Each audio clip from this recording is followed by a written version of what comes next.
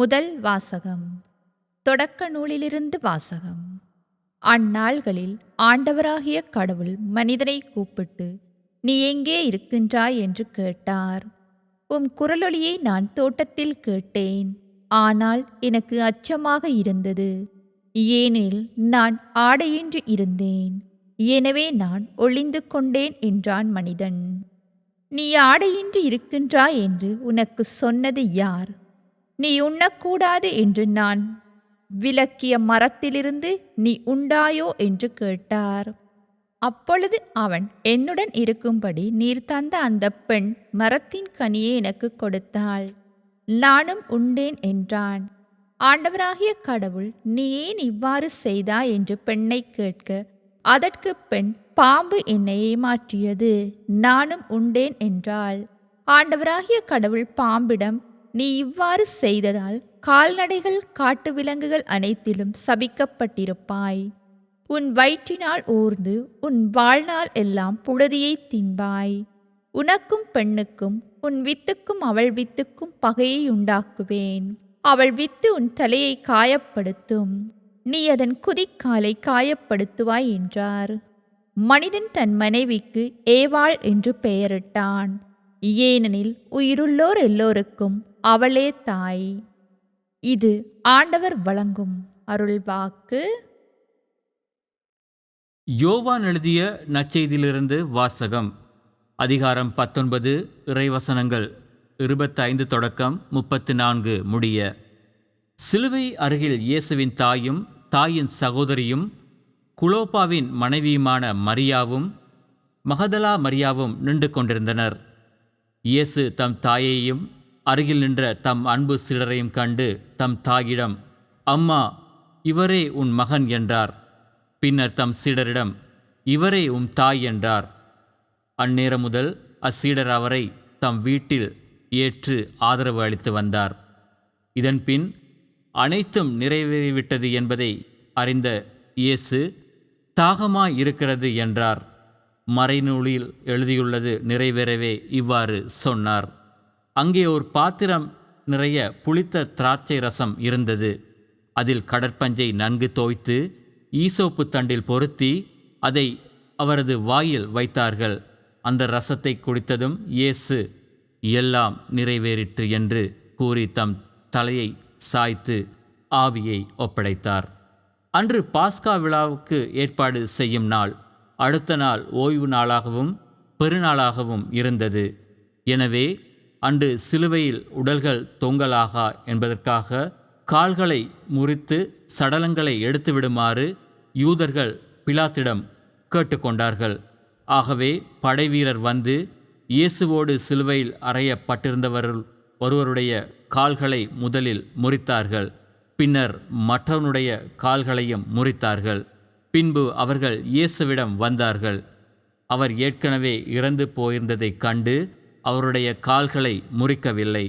ஆனால் படைவீரருள் ஒருவர் இயேசுவின் விலாவை ஈட்டியால் குத்தினார். உடனே இரத்தமும் தண்ணீரும் வடிந்தன. இது கிறிஸ்து வழங்கும் நற்செய்தி. எனக்கு பிரியமான சகோதர சகோதரிகளே, இன்று எங்களுடைய தாயாம் திருச்சபையானவள் அன்னை மரியாள் எங்களுடைய திருச்சபையினுடைய தாய் என்கின்ற பெருவிழாவை நாங்கள் கொண்டாடுகின்றோம். எங்களுடைய திருச்சபையானது அன்னை மரியின் கையிலே ஒப்பு கொடுக்கப்படுகின்றது. எங்களுடைய கிறிஸ்தவ வாழ்வை நாங்கள் பார்க்கின்ற பொழுது, நாங்கள் வளமையாக மன்றாடுகின்ற பொழுது, நாங்கள் எங்களை அன்னை மரியிடத்திலே ஒப்பு கொடுத்து மன்றாடுகின்றோம். ஏனெனில் இறைமகன் இயேசுவோடு பயணித்த ஒரு தாய் அன்னை மரியாள். இறைமகன் இயேசுவோடு சிறிய வயது முதல் இறைமகன் இயேசு இறக்கும் வரை அந்த தாய் கூட பயணித்தவள். இன்று நாங்கள் அன்னை மரியாள் திருச்சபையுடைய தாய் என்கின்ற அந்த பெருமகிழ்ச்சியிலே நாங்கள் இந்த பெருவிழாவை கொண்டாடி மகிழ்கின்றோம். இன்றைய வாசகங்களை நாங்கள் பார்க்கின்ற பொழுது, இயேசுவோடு துன்பங்கள், துயரங்கள், இன்பங்களோடு பயணித்த ஒரு தாயாக நாங்கள் பார்க்கின்றோம். இயேசுவிலே அன்பார்ந்தவர்களே, ஒரு பெற்ற தாய் ஒரு பிள்ளையை பல கனவுகளோடு வளர்த்து வருகின்றதை நாங்கள் பார்க்கின்றோம் எங்களுடைய நாளாந்த வாழ்விலே. அதுபோல தான் இன்றைய நாளிலே இந்த நற்செய்தி பகுதியிலையும் பார்க்கின்றோம். அங்கே கூறப்படுகின்றது, இயேசு தம் தாயையும் அருகிலின்ற தம் சுடரையும் கண்டு தம் தாயிடம், அம்மா, இவரே உம் மகன் என்றார். பின் தம் சுடரிடம், இவரே உம் தாய் என்றார். அந்நேரம் முதல் அச்சீடர் அவரை தம் வீட்டில் ஏற்று ஆதரவு அளித்து வந்தார். இதிலிருந்து நாங்கள் பார்க்கின்றோம், அன்னை மரியாள் இயேசுவினுடைய தாய் மட்டுமல்ல, மாறாக முழு திருச்சபையினுடைய முழு உலகினுடைய ஒரு தாயாக இருப்பதை நாங்கள் பார்க்கின்றோம். இயேசுவிலே அன்பார்ந்தவர்களே, இன்று நாங்கள் எங்களுடைய திருச்சபையிலே பார்க்கின்றோம், பல ஆலயங்கள் அன்னை மரியாளுக்கு ஒப்பு கொடுக்கப்படுகின்றது. அங்கே நாங்கள் பார்க்கின்றோம், எங்களுடைய திருச்சபையிலே வெறுமனே கிறிஸ்தவர்கள் மட்டுமல்ல, மாறாக யார் யாரெல்லாம் அன்னை மரியிலே பக்தி கொண்டிருக்கின்றார்களோ, யார் யாரெல்லாம் விசுவாசத்தோடு நம்பிக்கையோடு அன்னையை நோக்கி வருகின்றார்களோ, அன்னை ஒவ்வொருவரையும் அரவணைப்பதையும் அன்பு செய்வதையும் நாங்கள் எங்களுடைய திருச்சபையிலே பார்க்கின்ற ஒரு சிறப்பம்சமாக இருக்கின்றது.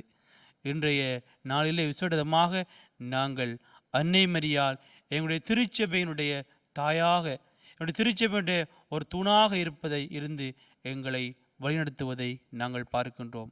எவ்வாறு இறைமகன் இயேசுவை அன்னை மரியாள் காத்து வழிநடத்தி வந்தாலோ, இன்று நாங்களும் எங்களுடைய திருச்சபையை ஒப்பு கொடுக்கின்றோம். எங்களுடைய திருச்சபையிலே இன்னுமாக நாங்கள் ஒவ்வொருவரும் இறைவனோடு இணைவதற்கு அன்னை மரியாள் ஒரு உந்து சக்தியாக, ஊன்றுகோலாக, ஒரு பாலமாக இருந்து எங்களை வழிநடத்தி கொண்டு வருகின்றார்.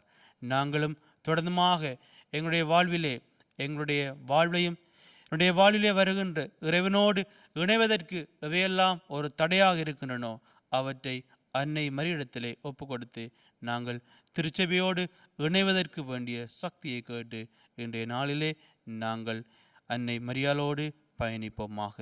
இறைவன் உங்களை நிறைவாக ஆசீர்வதிப்பாராக.